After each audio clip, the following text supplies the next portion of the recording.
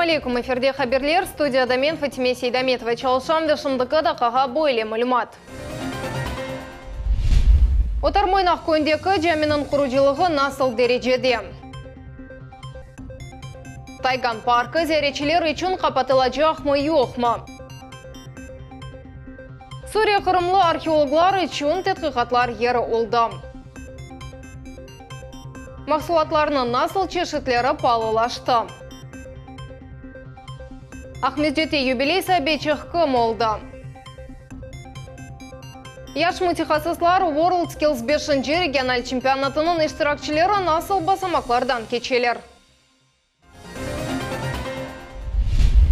Қарасув базар этрафында Тайган адлы Арсланлар паркы учайға қапатылмасы мүмкін. Махкеме қарарына бинайын иш адамы Олег Зубков айванларға ашыламай апмақ керек. Бұақта Қырым Жемхуриятның ветеринария Девлет комитетінің рейсі Валерий Иванов хабиратта. Ознев бетінде паркның сайбы білдіргенне көре 30 айвны істегенлерге бермеген ниеті бар, ядыларны түфектен атмаға мечбурылачақ. Тавсилатлы жемұқберіміз Айше Шулакова білем. Я принял решение, что нужно избавляться от части зоологической коллекции. 30 айвны өлдірмек. Сказка адлы айванат бақчасы Ветайган адлы Арсланлар паркының сайыбы Олег Зубков зоологик топламның оптимизациясыны бойле кечірмеге қарар алды. Бұақта өзінің видеоролигінде хабер етті. Иш адамы кик айванларны истегенлерге бермеге яда темелі әрекетлерге кечежігі ақта ниет етті. Если этого не произойдет, то через месяц я должен буду принять решение об отстреле 30 лишних медведей, которые содержатся на сегодня в парке Тайган. Эвтаназия яда афатмасы Зубков да қарар чықармады. Қырым акиметі есе иш адамы бойле хаберлерінен махкемеге басқы көстермеге істегенінде эмин. Уверен, что эти животные не будут застрелены, потому что здесь много моментов, в том числе и ответственность за эти действия. Это всего лишь не что иное, как умышленное, обманное подталкивание граждан к обсуждению темы Тайгана, Зубкова и всего остального. Для того, чтобы произвести давление на суд, произвести, я не знаю для чего, давление на государственную ветеринарную службу. Эки айевелсі Зубковның айванат бақчаларының бірінде кечік қаплан туристін тішледі. Бұндан сон Қырымның ветеринария бойынша Девлет комитетін невбеттен тіштешкірів кечірді. Нәтижеде бір қач айванның вакцинациясы ақында весиқалар тапылмады. Олег Алексеевич Зубков изобрел такой паспорт. Вот так он выглядит у них. Я такие документы вижу первый раз. Хотя паспорт животного выдается государственной ветеринарной службе. Ивановның айтқанына көре бұл паспортларыны Зубковға комитет бермеді. Паспорт должен быть вот таким. Здесь есть данные о собственнике, есть фотография животного, есть данные, его кличка, вид, порода, соответственно, идентификационные данные. Комитетінің башы Зубковның этрафында чыққан қавғанын эсас себебі бұнда олғанында емин. Мы же за то, что они не вакцинированы, не оштрафовали. Мы вынесли требования провакцинировать. Хотя мы могли оштрафовать. Мы вынесли требования. Требование не исполнено. Мы обратились в суд. Давайте решением суда понудим это сделать. И будет по решению суда приостановление деятельности зоопарка до 90 суток. Это может быть 1 день. Может быть 10. Егер Олег Зубков хаталарны қысқа вақыт ішінде түзетсе, о заман Тайган әртечі açılacak деп ишандырды комитетінің елбасшысы. Айша Шулакова, Дмитрий Низовой, Миллет үшін. Қырым археологлары Суреде ilk сефер сувасты тетқиқатлары кечерділер. Мутихасыслар тарту свелотаке шерлері янында чалыштылар. Бұндан да ғайры ішбірлік ақында аңлашма бойынша Сурия студентлері Ақярға келіп, сувасты археологиясыны угренеджеклер. Ақяр Девлет университеті янындaki Денис тетқиқатлары ве технологиялар мерkezінің мудиры Дмитрий Татарков берген мәліметқа көре 2020 сененің башында Али оқып йұрту Суреде векілік açмаға планлаштыра. Через подготовку кадров, через технологическую помощь, через помощь методологическую выйти на формирование сирийских структур, занимающихся изучением и охраной объектов морского историко-культурного наследия, которых сейчас в Сирии абсолютно нет. Бұндан ғайры Сурия трафы білдірген үмітке көре деңіз тапылмалары огренелювінен бірге Қырым мутихасыслары Тигр ве Ефрат өзенлерінің археологиясының оғрашаджақлар. Мақсулатлар алтын фиатта олды. Қырымда себзеват суд ве емарта палылашты. 1 кило помидор Ялтада 105 рубле тура. Фиатлар көтерілігі ненен бағылы. Бұақта бізім левхамызда.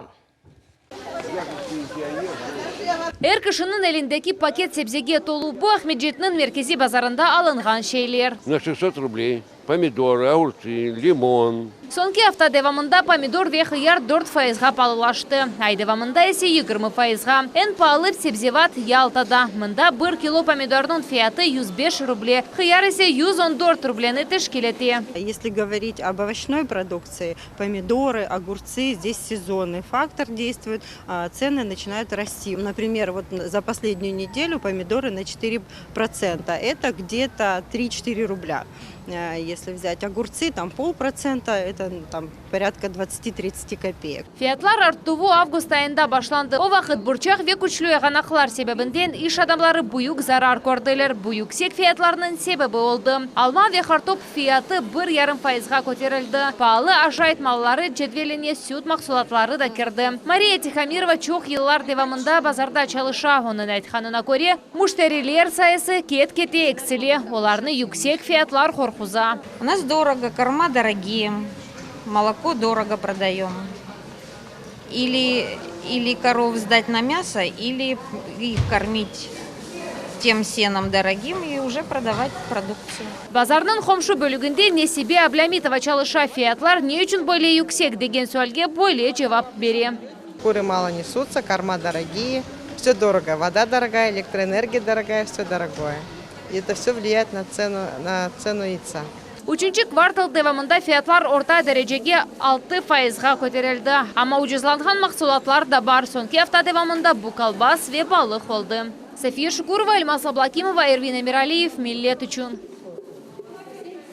Сах районындaki Отармойнақ көнде Жами құбесінің текленілігі екінлене. Оны тек алюминийлі қапламақ қалды. Келечек ай оны Москвадан кетірежеклер. Дене меркез қыры мұсылманларының ярдымы лепе кітіле. Насыл ішлерінді япылған ақында мұғберіміз Айшы Шулакова тариф ете. Телеканал Милет. Кезлев шерінің сакины Джахангир Шарипов достары ile Сах районында ерлешкен Отармойнақ көніне келділер. Олар бераберлікті Жаминің құруджилығында ярдым етелер. Шымды олар діни меркезінің құбесіні тіклейлер. Приходите, братья-мусульмане, на помощь. Места много, работы много. Справимся с общими усилиями.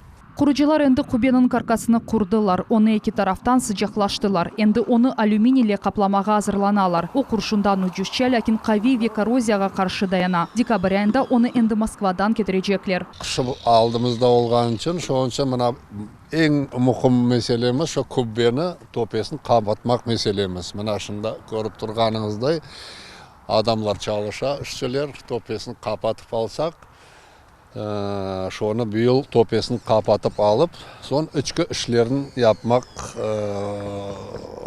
алдымызда тұрашты. Жамины 4 yıl evvelsi құрып башлаған еділер. Бұл вақыт ішінде оның диварлары көтерілді ве медресе құрылды. Мұнда енді намаз қылына дини байрамлар қайдетілі ве ифтарлар өткерілі. Бұндан да ғайры азбар толысымен абаданлаштырылды. Чичеклер ве тереклер сачылды. Camımız mana bu 2 minareli 15 metre yükseklik bina kubbesi. Yüksekliği 15 metre. 10 tarafta mana medresemiz. Televeler, bugün уже dersler beriliyor anda imamlarda. Çok beklenilgen cami vatandaşlarımız ve pervasız olmagan musulmanlarının paralarına kurula. Lakin toplangan maliye yetişmey. Bizge şundaki vaqtda para, mana o'zimiz kurtaradi, mana bu tıra. Şikaturga bulmak gerek, üstü jabılmak gerek, bunu üstü tenekeme jabılmak gerek. Şolarga gerek. Eğer halkını istegi bolsa, yardım etecek bolsa, ihte bileler. Cemiller kuruluvu musulmanlarda en büyük ve savap işlerden biri sayıla. Dini merkezinin kuruculuğuna herkes o sissiyonu koşa bile. Dekabrinin ortasına kadar bu kartaga para yollamağa mümkün. Koyunun din cemiyetinden bağlanmak için telefon numarini ekranlarınızda koresiniz. Ayşe Şulakova, Vitaliy Golubov, Millet üçün. Қырым фермачылары құрғақлық себебінден малеви ярдым ала білелер. Бұл ақта Жұмхуриетімізде аграр саясаты ве көй территорияларының инкешафы бойынша Девлет комитетінің ресі Юрий Мигаль білдірді. Қышлық бір түклі ашлықларға зарар көлеміні елінің сонуна белгілейджеклер, қожалықлар енді зарарны талил етувнен ұғрашайжақлар. Белкі барде енді көмер мейданылықлары яңыдан екмек керек олажақ. Идареде вазиятны незарет алтында тұтқанлары ақында ишандыралар. Ждем, что в ближайшее время получим достаточное количество осадков. Если в течение 10-15 дней мы еще получим хотя бы более 10 миллиметров, то ситуация может выправиться. Конечно же, все равно того урожая, который планировали, мы уже не получим. Но осадки, если будут, все-таки урожай будет достаточным. Бу сене көлген мейданлық 500 бенге яқын гектарны тешкілетті. Бу территориялардан 15% берекет алынды. Бу топрақның дымлылығы алчақ олғанын бағлы. Бұндан стабиль вазиет Қырымның ғарби ве меркезей тарлаларында көзетілі. Бу ерлерде 30-40 мм яғынықлар яғды. Тахминлерге көре яғмырлар ноябрьнің соңында бекленілі. Кефеде баланы пиаделер кечетінде машина ұрып кетті. Қаза юз берген ерден екісі де қачты. Қыз елін әрекет фаль олған чапразда кечеді. Қанун бозыжыны видеокамералар ярдымынен белгіледілер. Бұндан да ғайры зарар көрген бала тіби ярдым сұрап бір ерге мұражат етмеді. Оның ана бабасы айтқанына көре евлят ичбір зарар көрмеді, айдав жүйесі пара жазасына ұғырады. В отношении гражданина полицейскими составлен административный протокол по статье 12.18 КоАП Российской Федерации. Санкцией статьи предусмотрено максимальное наказание в виде административного штрафа в размере от 1500 до 2500 рублей. Анаға, аналар күн орфесінде Ахмезжетінің екінші саны Лоқсақанесінде акция кечірілді. Тетбарнан тешібісчесі Лоқсақанеде жемат шурасы олды. Яш аналар өзлері үшін насыл яңы малымат алдылар. Бұл ақта Султанеси Такаева тариф етежек. Если вы повесите погремушки на боковинку кровати, у вас ребенок будет уже потом их хватать, шуршать ими, то есть тянуться к ним.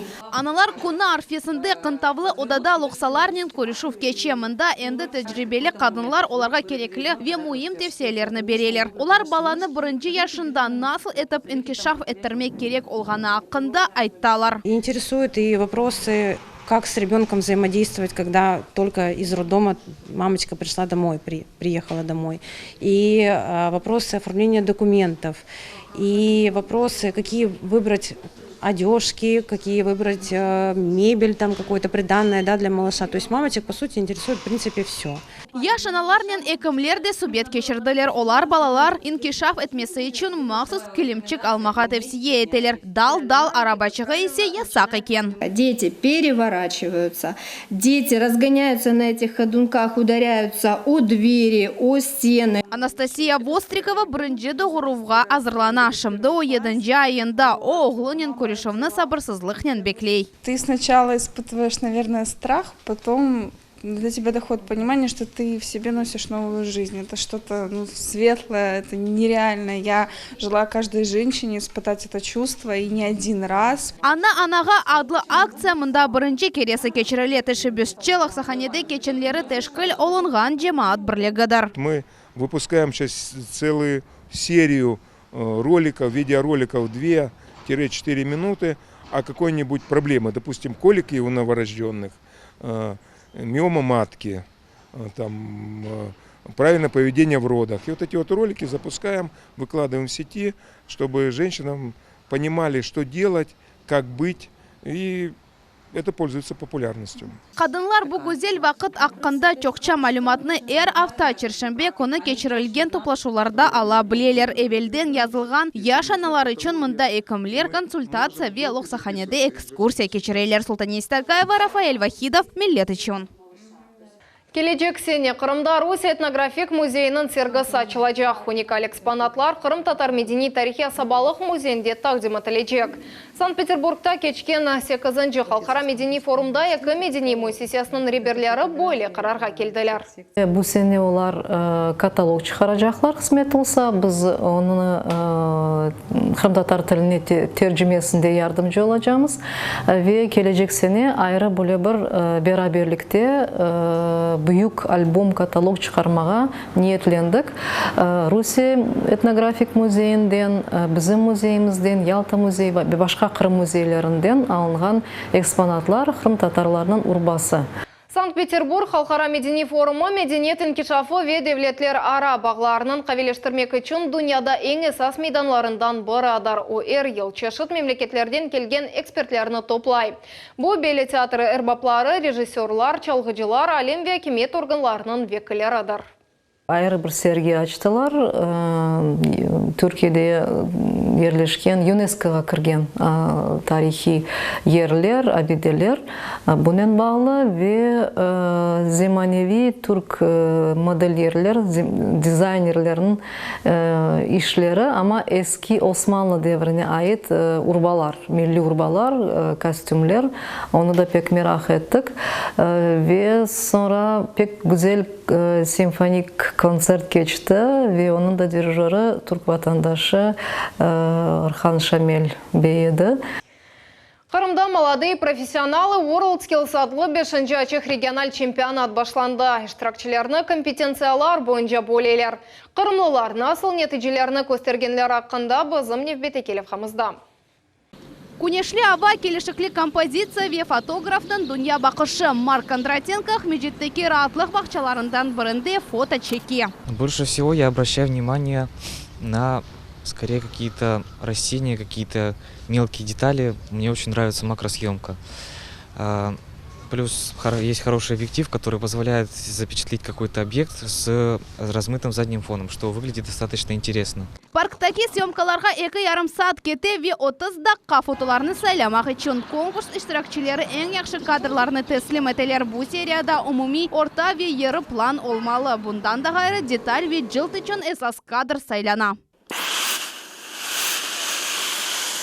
Алия Умерова чеберелерінен озы тіккен урбанын қатмелеріні тегізлей. Қыз мода технологиясы компетенциясында ярышлаша. O 6 saat içinde kadın kızlar kölmegini tükmek gerek. En ağırı bu yaka ve en manжеталары. Bu en ince ve ağır işdey Алия. Сейчас я заготавливаю, соединяю полочку со спинкой и потом начну втачивать рукав уже в собранное изделие.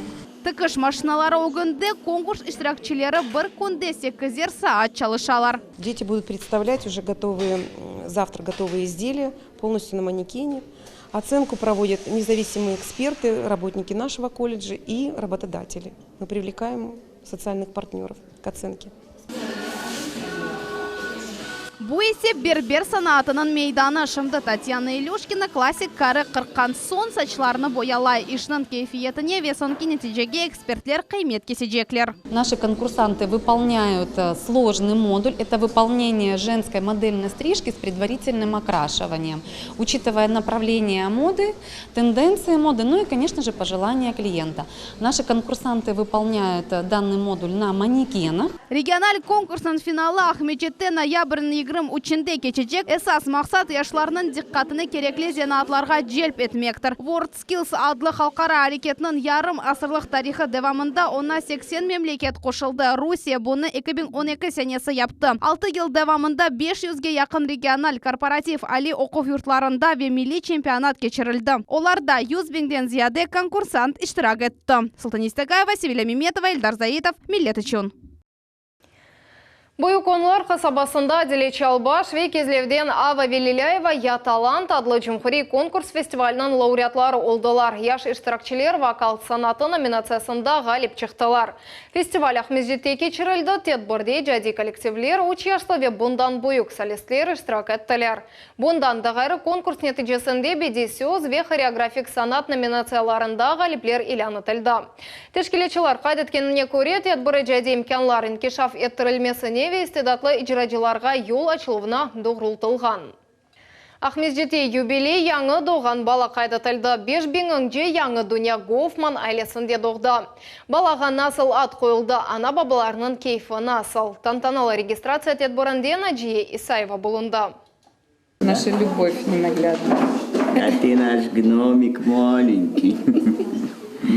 Сынок, сыночек. Ahmedjet için юбилей sayılgan Goffman ailesinde ise ikinci bala noyabr 8 günü doğdu. Umur arkadaşlar 16 yıl devamında beraber yaşaylar. Korontaları büyük olması hakkında çoktan arz etediler. Onların oğlu 5000. bala olganına birden işanmadılar. Мы очень ждали, это очень долгожданный ребенок. У нас первому 16 лет дочери. Вообще не ожидали. Мы приехали, подали заявление, и нас буквально вот ошарашили новостью. Мы, если честно, даже не совсем поверили вообще, потому что предложили торжественную регистрацию. Я говорю, да, нам не надо, мы и так все сделаем. А оказалось, что это юбилейный ребенок. Evladı için Erik adını Omar arkadaşlar beraber seçtiler. O sonsuz hükümdar ve doğma lider dep tercüme edilir. Yaş ana babalar eminler ad balaga baxt getirir.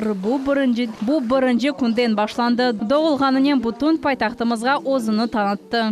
Вечный правитель, вот он так свою жизнь и должен начинать. Çiçekler, hediyeler ve Premierni Raditel medali balanın birinci vesikası doğana hakkındaki şehadetnamesi oldu. Onu ana babaga tantanalı surette taqdim ettiler. ZAGS xadimleri ana babasına bala terbiyelövünde muvaffaqiyetler ve kuvvanç dilediler. Воспитывайте своего малыша в любви, в радости и счастье. И этот документ примите. Bu kuvvançlı kunde onların yanında en tuğanları oldu. Я долгое время была одна в семье, и для меня это, конечно, и радость, и непривычно маленько, что ты вот все время один, единственный любимый ребенок в семье, вот, а здесь вот кто-то появился, я рада, нет такого, что там я как-то против, я наоборот рада, люблю его безумно, как и родители, вот, поэтому он у нас любимый, облюбленный со всех сторон. Bala doğana hakkındaki şehadetname verilmesi timsal taşıyıcı oldu. Noyabr'ın 20'sinde Umumdünya Bala Günü kaydedilir. 1989 senesi bala hak hukukları hakkında konvensiya kabul etilgen edi. O bir memleketini balalarını korçalamağa mecbur etti. Mütehassıslar kaydetkenlerine göre geçken sene aynı şu kadar bala kaydolungan edi. Yarımadada çokça oğlanlar doğan. В 2014 году в столице республики родилось 5759 деток, в 2015 году 2980, в 2016 был самым продуктивным годом, родилось более 6000, если точнее, то это 6232 деток. Annenege göre baxtlı konaqta hatıra saklamak için koki ava topları uçuruldu. Naciye Sayeva, Ramazan Alivapov, millet için.